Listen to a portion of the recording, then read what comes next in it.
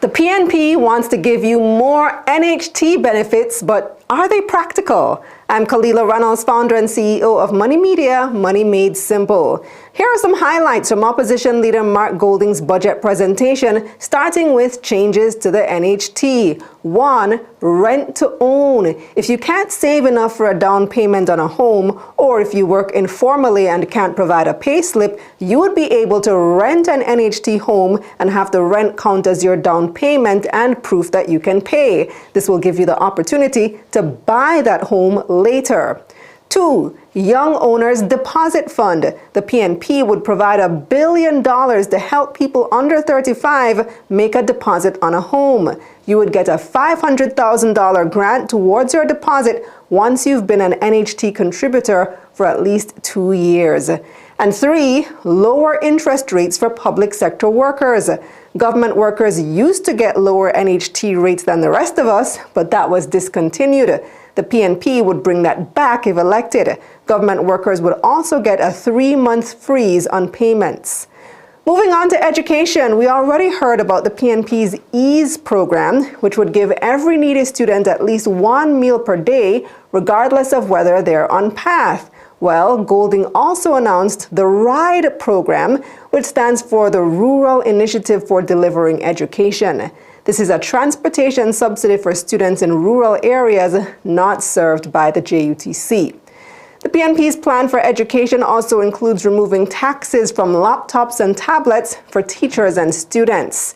Additionally, they want to cap student loan payments at a percentage of your salary, so those payments don't become too burdensome. And if you're unemployed, you wouldn't have to pay back your student loan until you get a job.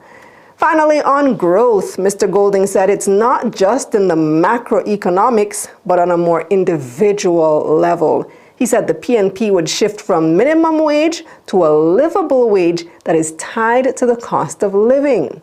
Then there's that $1 billion fund for the cultural and creative industries. Golding said a PNP government would also make creative instruments and equipment duty-free. Additionally, he said they would match every dollar a business spends on training, as well as prioritize renewable energy for the island. And that's the bottom line. So what do you think of the opposition's plans? Which of these would you like to see implemented, and are they practical? A blessed and a wonderful morning to all of my viewers and all of my subscribers. I hope you all are having a blessed and a wonderful morning, and you will also go along to have a productive day as well. Now, people, I realize the people of Jamaica, not everybody, but some of them love noise. Them love when people come out and make a bag of noise. Them like drama. Them not like facts. Them not like reality. Them like dramas. Now, everyone keep messaging me, asking me what I think about the Prime Minister budget presentation. And I have been looking for something to talk about inside of the Prime Minister budget presentation. But the only thing I'm seeing at the Prime Minister budget presentation is a drama. You are not the father when Andrew Holiness don't even know in one father. You are not the father when you are allegedly a jacket. Now, when it comes to the country business, I don't think there should be any form of gimmicks and drama while giving a budget presentation. But for 3 hours, almost 4 hours, the man give gimmicks. Appear gimmicks the Prime Minister do. And you want me to believe in Andrew Holiness budget presentation? Furthermore, when Mark Golding said that they're going to give $1 billion towards the creative industry, them bash him, including nationwide. But Andrew Holiness come and say the same thing. Him copy everything where Mark Golding said. I'm going to hear nobody say nothing about it. But people, we have a lot to talk about inside this update. Bless up to my viewers and my subscribers. Me hope everybody having a blessed and a wonderful morning. Now, my viewers and my subscribers, remember, in everything you do, always put God first. In any situation, just always remember to call upon God. Always remember to pray, because a prayer a day keep the devil away. Now, my viewers and my subscribers, we have a lot coming up inside this update, so you definitely don't want to miss none. So remember, leave a like on this video, give it a thumbs up, and subscribe if you haven't subscribed as yet. My viewers and my subscribers, make a run the intro and come on. We're so forward.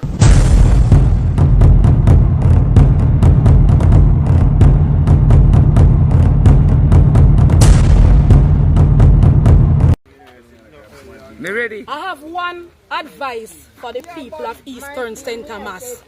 Sometimes we jump out a frying pan and we jump in a fire. Because we did have an MP by the name of Fenton Ferguson, where we could call pan. Him send we picnic go school. Him make house give we. He send we everyone, all my family pan farm work. And people dashing me for a MP where you can't even call pan. You know how much dead Fenton Ferguson bury all for labor right.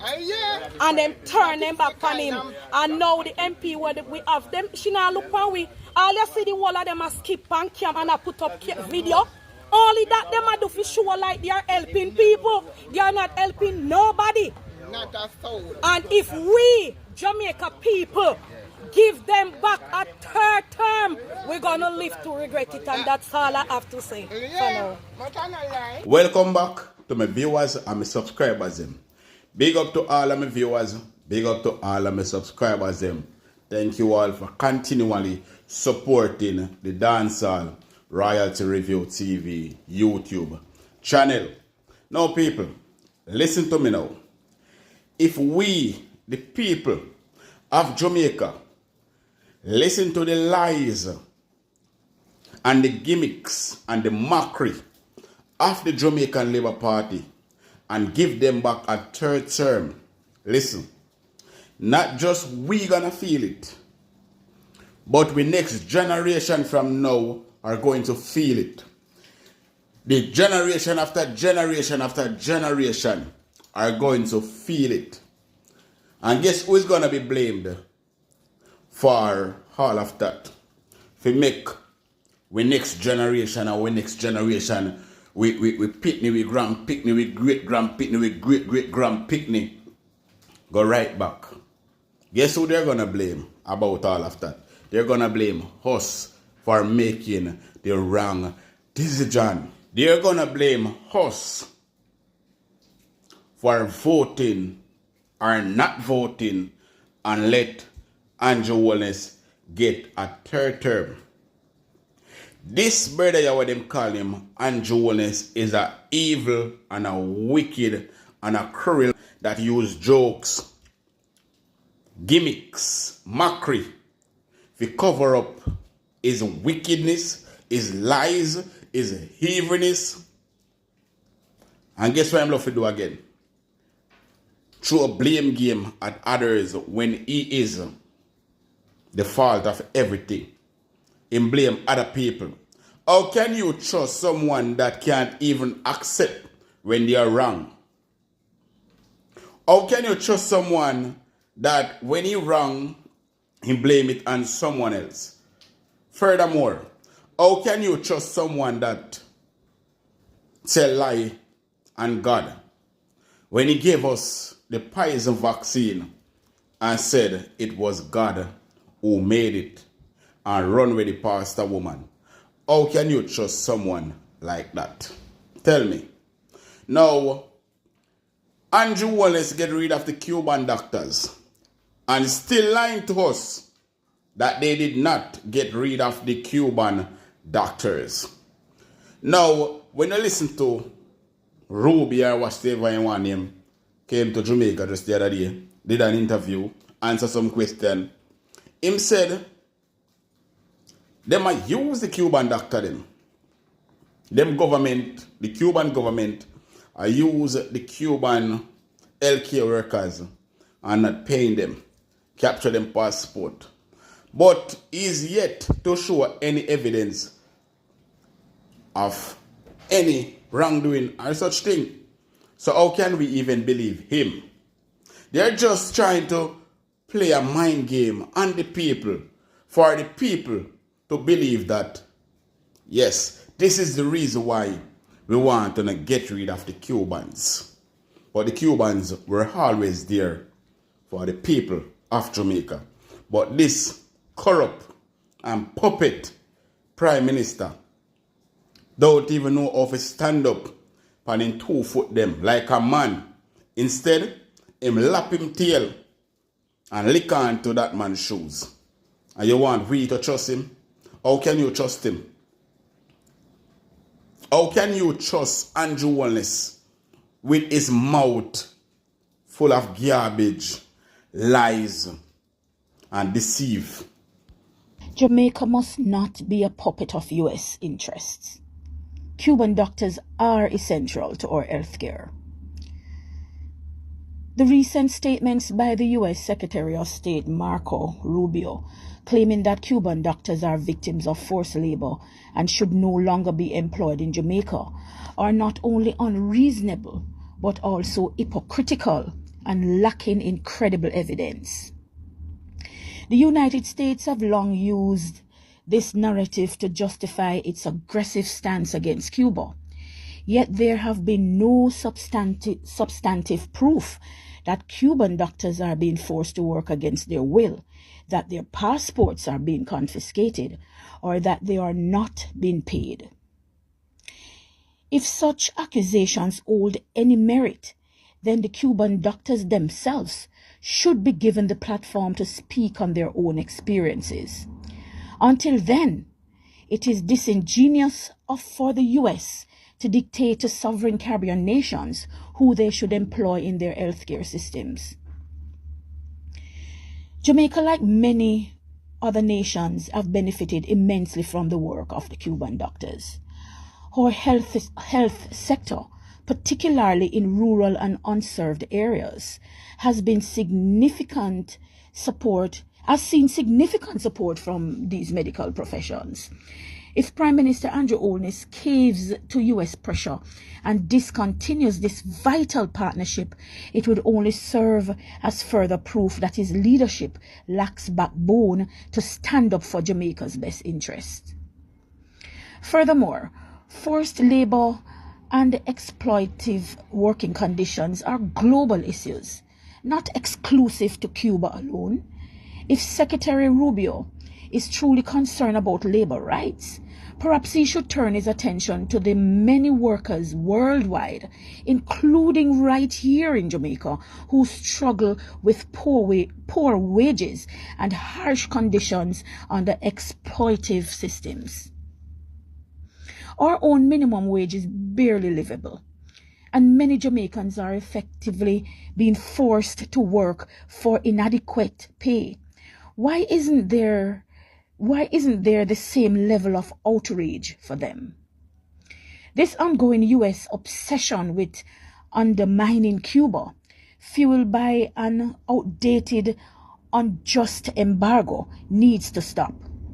The real conversation should not be about removing Cuban doctors from our healthcare system, but rather about ending the economic stronghold that has kept Cuba from reaching its full potential.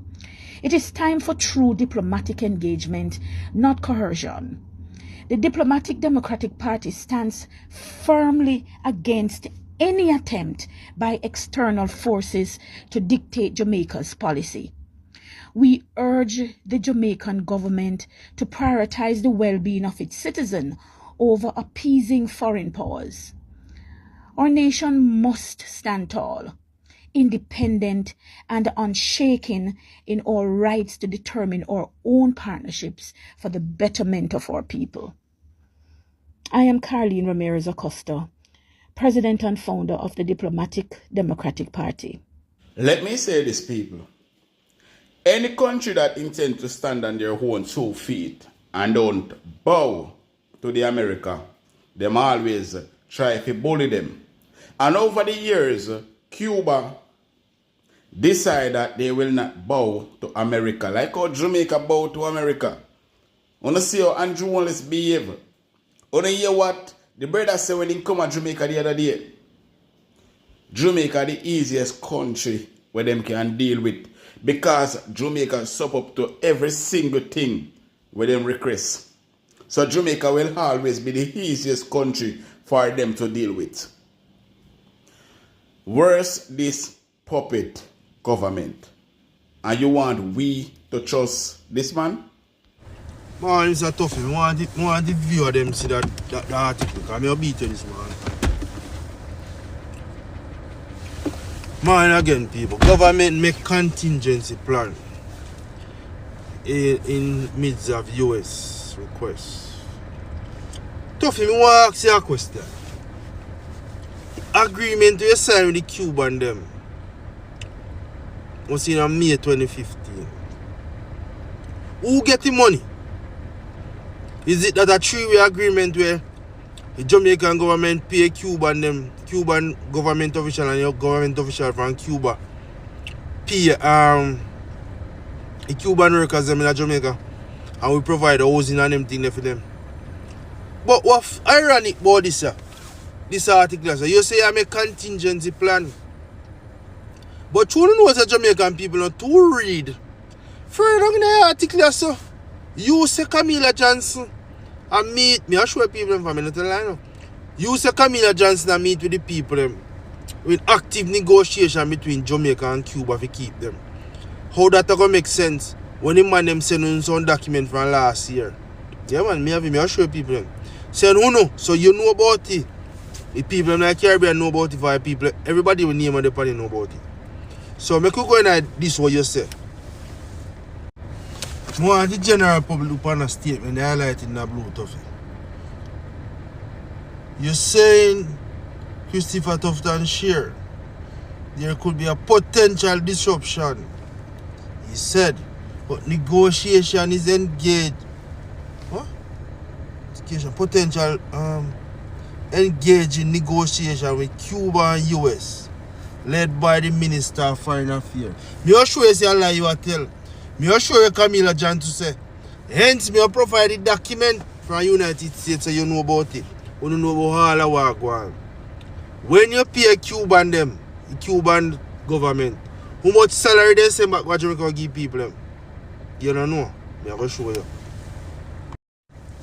That is Miss Camilla Johnson APN News article or website. That a news briefing when she give them our briefing. It's important to our country, Johnson mentioned. Said at a press briefing last week, that was 11th of March, you give that statement. You give your statement in 9th of March. Then if there was an active negotiation, why she wouldn't say that? So she have, but me going to show you, you tell lie. Because she talk about the bioengineer, then we have the technician, the nurse and everything. Watch this now, Tuffy, so on the top tell lie. The people may give you 30 seconds to look on a document there. It is the 2024 tip report on Cuba. When Donald Trump win, Uncle Tuffy? Oh. So you don't know about it. I'm going to get into it. The leader of St. Vincent and Grenadines and Trinidad are on Barbados and records and they're willing to lose their visa. You're not going to respond, Tuffy. But I want to take a dog and send an article, Tuffy. It is in 2024 tip report on Cuba. The United States Department stated that authorities employ workers through contracts with foreign government. Hey, but here more look on Tuffy. The United States state that Cuban government confiscate between 75 to 95% of each worker's salary, leaving the government affiliated workers with compensation in many places. Inadequate salary. Now how you out here tell you say you don't know Tuffy? But you me sure you say you know. Where Jamaica then? Where part of Jamaica? Oh, see there? By the government of Antigua, Barbados and Jamaica. The whole you out here tell you say you don't know Tuffy. Me see and everybody not good to read. Me read so me know. Christopher Tough Time and Andrew Holiness and the whole Jamaica Labour Party are greedy, love money, and they are weak. Very, very weak. They can't even stand on their own 2 feet. Them have to crawl upon them backside and bow upon them knees. People on a need to stand for something. Stand up for your country. Stand with the Cubans. America is a nothing but a dictator country. Them love dictate people. So please, me ask you, stand up on a foot. Run with Andrew Holiness and the Jamaican Labour Party. Time come for a change. Time come for we get rid of these weak leaders. Time come for us to stop. Just completely stop. Sup up to their lies. Time come, people. And we need for sure them say, time come. Alright? Bless up on yourself, my viewers and my subscribers. Catch you in the next video. Alright? Blessings and honor, glory and power. God is love. God is the greatest. Alright? The Prime Minister, in my assessment, spoke from a place of weakness. And he did not, even though they limit the questions to 4 questions from the reporters, it is clear that he did not say he's going to keep the Cuban medical personnel or send them home. What he said that suggests that he bow and cave in. He said that Jamaica will abide by international labor laws.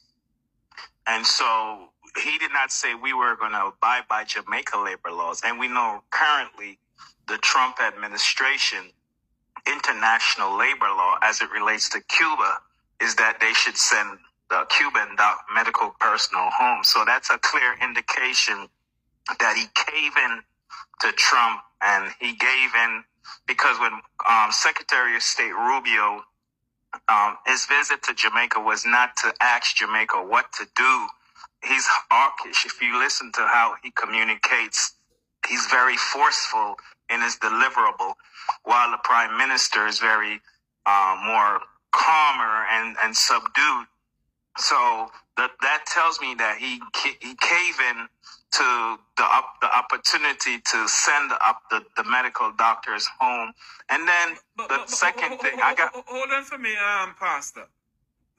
You said the Prime Minister was a bit subdued and Secretary of State was a bit upset in a sense. No, I didn't say Secretary was upset. I said he was more hawkish. Yes, no, I understand what you say. Yes, he more hawkish. Right. Couldn't it be the other way around, where the Prime Minister said to him, "No, I will not send them back home," and that got him upset? No, I don't think so, because the truth of the matter is that Trump administration is forceful about holding Cuba accountable in terms of sanctions and embargo. And the American policy towards Cuba is very harsh. And this has been going on for over 50 years. This is nothing new under the sun. So he caved in and gave in to, when he said, "I will abide by international labor laws," we know that America right now is setting the agenda as it relates to Cuba and the labor laws for the medical personnel. The second thing is about China. That the question was asked again. I strongly believe, based upon that question and Rubio's response, is that they are in trouble with America as it relates. Remember, Rubio said it's not about the Chinese investments, but it's about the other things that the Chinese are doing that is very displeasing and upsetting to America. And what the things that he highlighted is exactly what Jamaica is doing with the Chinese in Jamaica. So, and he mentioned about the ports. It's very interesting to know, because they didn't, if the reporter didn't ask questions, we wouldn't have known this thing. So it's going to be very interesting to know in a couple of days from now what deal was made as it relates to the seaport, the Kingston Harbor, because I strongly believe that Trump wants them to tear that deal up like he did for Panama. So let's see in a couple of days what other developments is exposed. And then the last point, number three, when America makes a deal with a country, they announce packages and aids and grants and the things that they're going to do as a result. And so he did not say specifically that we're going to invest $300 million US for this and that. What he said is that we're going to help you to enhance your security in terms of ensuring that guns are not coming in from the United States to America. And there's no aid packages for the people of Jamaica. And so it shows you that the Prime Minister caved in and that he did not really stood at a position of strength. And he had to just give in to the demand of what the Trump administration want him to give into. That's my assessments. And I strongly believe I'm correct. But in the coming days, we will see what press release comes out from the State Department, because they always follow a press conference. They always put the transcripts and then a press release out. So let's wait a couple more days and we will see what new developments is associated with today's meeting. So God bless you and your listeners. I got to run because I got like another hour to get on my live. Okay. Sorry about that. All right, man. All right. Bye-bye. Thanks, man. Yes, sir. Thanks.